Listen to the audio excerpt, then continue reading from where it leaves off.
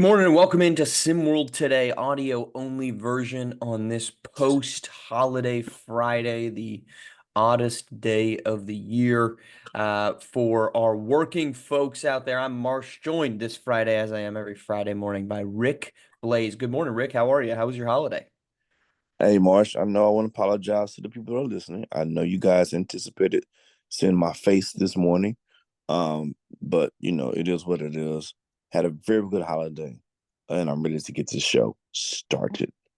Well, let's dive right in, where we're going to start with the Golden State Warriors, who have been on a bit of a retooling journey through the beginning of this summer and into the beginning of free agency with the departures of Klay Thompson and Chris Paul, the latter of which they just decided not to pick up his $30 million option. And in exchange, they added DeAnthony Melton. They added Kyle Anderson. They added Buddy Hield most recently, and they're still in pursuit of Lauri Markkanen as a potential trade acquisition. Rick, there's been the Sixers have made the big headline splashing grab of Paul George. The Mavericks with a sizable one themselves, getting Klay Thompson, which speaks volumes to what this free agency class offered. But it feels as if the Golden State Warriors are doing more moves than anybody else. I'm not saying they're necessarily better, but they just feel very active. What's your take on their start and where does this put them in a very competitive Western Conference? Well, Marsh, I know that those are your guys, so I understand that. You know, you tend to speak with a homer bias, but in this instance, you haven't even shown that now. But I'm going to sound like a homer. They, to me, have won the free Oh agency so wow. far with what they needed, with what the team is already constructed as. They got the exact guys. You lose a Klay Thompson, and you got one of guy I've been high on all for a long time, Buddy Hill, who brings a Klay Thompson like you got a 26-year-old Klay Thompson again without the knee injuries. Hmm. That's what essentially you just received again. So you filling those pieces. You got Melton. I mean, I love what the Warriors have done. It's not the sexy. They haven't made the sexiest of splashes, but the Splash Brothers are now back in a different form. I love the way they've retooled this team in this all season. Well, I'll risk wading into Homer waters, but I agree with you on that front. This and I've said it many times. The second apron is going to be, and we've already seen it, hugely impactful to how teams decide to build their rosters. How that ends up influencing player contracts, I am going to be very fascinated about because I would be very curious if teams start to talk to players as the salary cap rises, particularly star players, and say, look, yes, you could sign a $300 million deal, but what if you signed a $250 million deal? Like, would you be okay with that? Because then we can go get, in the instance of the Golden State Warriors, then we can go get more guys to fill out a championship rotation. Because that's what the Warriors were missing. They were missing depth on this team. And while losing Chris Paul was fine last season, I don't think he was necessarily a difference maker for them. Losing Klay Thompson was an emotional departure for the organization, but it certainly wasn't a strategic one. And so they've added a couple of pieces. Now, a couple of pieces to make them better. Let me finish that thought first. You're right on Buddy Hield, so long as he doesn't become just a straight up chucker, which I don't think he will be. I like the Kyle Anderson. I've seen him compared to Sean Livingston. Livingston was a better, more athletic player, but I like that tall playmaker type of comp. And then Melton, if he's healthy, is really good. Where would you put them in the Western Conference as it relates to teams like Oklahoma City, Minnesota, Denver, Dallas, and so on? Where do they rank in your opinion in the West? I think with the pedigree that the team already has, with the history that they already have, we have the cornerstones like your Steph's. You still have Draymond. You still have Steve Kerr. With what they've added, they're top. If all things considered equal, and health, of course, is one of them, they're top five. I mean, they may sneak in at five, Yeah. but they're top five. That's kind of where I see them is top five at five. If Yeah. they go get Markkinen, I think they've got the chance to go up. I think a lot of this season is going to surprise nobody. That I would think this is it's going to ride on Jonathan Kuminga. If he makes a leap, which like you look at that 25 game stretch where he was averaging 20 points last season, if he makes that leap and the Warriors allow him to make that leap, that I think is going to be the determination of their trajectory. A good Kuminga season, it's going to be the Warriors are going to be a good team. A mediocre one, and they're going to be fighting to stay out of the play-in. But like on the high end, not where they were last season, where it was trying to not be a 9 or 10 seed. But I think you're right. Top five at five. If things break for other teams, maybe they get up a step or two above. But this is not a team that's a number one seed in the waiting. Let's make that very clear. Agreed. All right, let's move on to SimWorld Prep. We got two segments of SimWorld Prep. Our haters are gonna love that. Charles Pinkard commits to Kansas as he is one of the few remaining top 100 recruits left unsigned. Victorious Ilgauskas, Gabe Pope, the two other notables, still without a home as of this recording here on the 5th. Your thoughts on Charles Pinkard? I saw this written by JK. I loved the comparison to Christian Braun, Rick or Brown to when he was with the Jayhawks. But overall, your opinion on Charles Pinkard's signing with the Kansas Jayhawks? Solid signing for the Jayhawks. They have shooting. Kansas have always had a shooter or two on the team. Let me rephrase: the best Kansas teams always had a shooter or two on the team, going all the way back to as far as the what's my guy that played for the Boston Celtics, Paul Pierce days. Um, The guy. so great, good signing for Kansas. Good signing for Charles Pinkard. I think what they want to do at their program fits right into what Pinkard does best. I think that's key. Players going to programs that fits what they do best, and I think that marriage between these two for SimWorld U is a win for both Pinkard and for Kansas Jayhawks. Now, I like this offseason from Kansas. They got Pinkard, they got Nas Hall. They're returning Madison Miles the third, who had an just explosive basketball bedlam. I like Jabbar and Wilson and Jarvis Woodson. Adding Pinkard, though, to your point, the shooting is key. Now, there's going to be some Reed Shepherd-like comps, I think, also should probably make their way into the conversation. He's undersized at 6'2".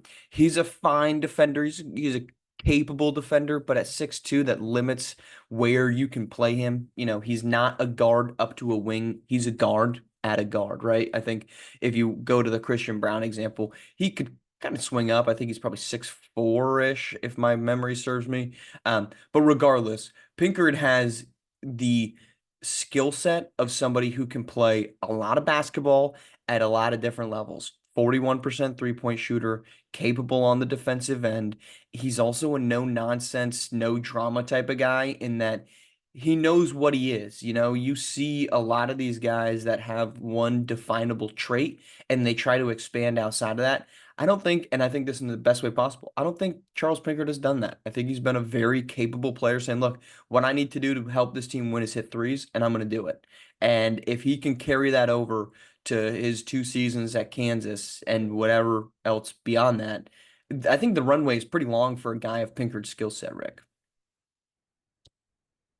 Yes, he. I mean, you said everything that needs to be said on it. He does what he does best, and that shoot. He's not coming in trying to play. I respect the guy's game, and you kind of hit on that. I respect the guy's game who understands what their game is, and they play to those strengths. And so, with a guy like Pickard, his shot is never a bad shot because he's only shooting shots that he practices. So in this Kansas Jayhawks offense, new look offense coming with Pinkard coming in, I think this works best for both parties because it allows Pinkard to do what he does best. That's shoot the ball. The Reed comparisons, we're gonna hold on that just a little bit right now. But overall, I love what Kansas has done, and I like the signing by Mr. Charles Pinkard. All right, let's move to the activity that comes tomorrow, the McDonald's All-American Games plus a dunk contest, three-point contest. Rick, what stands out to you for this weekend? The game will be broadcast at 1 p.m. So people can make sure to tune in for all of that action. But what are you looking for in the McDonald's All-American Games and/or three-point contest, dunk contest? I'm not gonna lie, March. I'm just glad to have more basketball. Yeah. I'm keeping it really, really, really, really simple. This time of year, it's not like a daily thing as far as teams playing because it's the off season, right?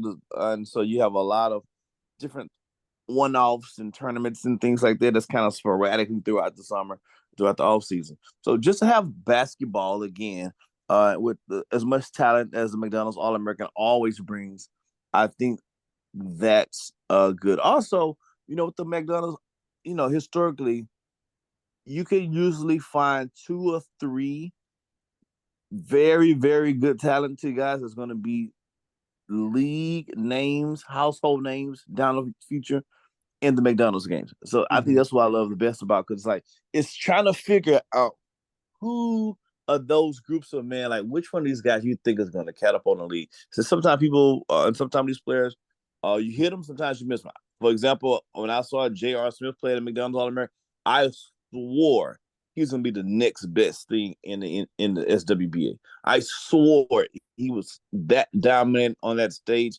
Now, of course, he has immense talent in the league, his career to play out like that. But it's always fun to see how these guys become what they end up becoming after McDonald's All American game. It seems like the stepping stone of what's next for their basketball careers. Well, one thing that kind of stands out to me for the McDonald's All-American Games, we're getting Anthony Durham the second. Uh, we didn't get any of Anthony Durham in SimWorld Prep. So I'm very curious on that front. I mean, you're looking around and every other name is jumping out as very obvious ones. Then it's just kind of dropped in there. Anthony Durham the second. Just hello, welcome into the McDonald's All-American Game. But I'm also very curious to see what's going to happen with the three-point contest and the dunk contest because we do not get the winner of the Stars of Tomorrow showcase competing in that. So yes, we get Kevon Jackson and Cooper Flagg back in the dunk contest. We are not getting Taj Journey, who, again, if we're talking about the dunk god title, the moniker being similar to the BMF belt, that's Taj Journey's right now. So whatever happens here in the McDonald's dunk contest, not our defending champion. We don't have Trey Bird in the three-point contest. So I'm a little surprised that our champions weren't given the chance to kind of sweep the showcase field of competition, Rick. I think that's to me the two big takeaways from me as we head into tomorrow's action. Yeah, I agree. I think there needs to be like a unified champion situation. Like it's like Right. I think you qualify. You should maybe we can talk about some rules. March, a lot of low people in high places. Maybe we can get you to talk to some of those people to see if we can change some rules. If you qualify, if you win your respective competition, you have the option to participate in the McDonald's All American competition for the unified, title of whatever the competition is. I don't think that's too much to ask. Now, if I have to make an assumption here, Taz Journey's 15 years old and Trey Bird is 16. And 16, yeah. I believe the McDonald's All-American is always reserved Seniors. for players. Yeah, seniors, exactly. So, Yeah, okay. but I do think like you're like, look, yeah, like you said, hey, guest invite. Let's see how you stack up against other guys just across the board. It's not like Trey Bird did not beat Japhett Towns or Alex Rodriguez. Or Cam Jones already in the Stars of Tomorrow showcase. He's clearly proven he can go up against just about anybody and win. So give him a chance to do that all over again. But of course, he will not. So that is going to be again tomorrow at 1 p.m. So make sure you're tuning in for all of that. We'll get a chance to see Benari James try to do a follow-up performance from his fantastic Stars of Tomorrow performance just a couple weeks ago. All right, we'll be back on Monday. Appreciate you, Rick, joining me. Appreciate you all listening in for this audio version only of SimWorld today. We'll be back on the other side of the weekend talking more activity as we begin to make our slow march into the heart of the summer and into the most painful part of the season. Well, there's going to be some soccer conversation coming up, folks. I'm just going to warn you on that. There's going to be some Olympics conversation at the end of the month. I can promise you that. As we just continue to see the off-season activities grind to a halt. All right, we'll see you on the other side of the weekend. This has been SimWorld TV on Nope, other way around, Marsh. Let's get that one right. This has been SimWorld Today on SimWorld TV, the only place you can see the game, be the game.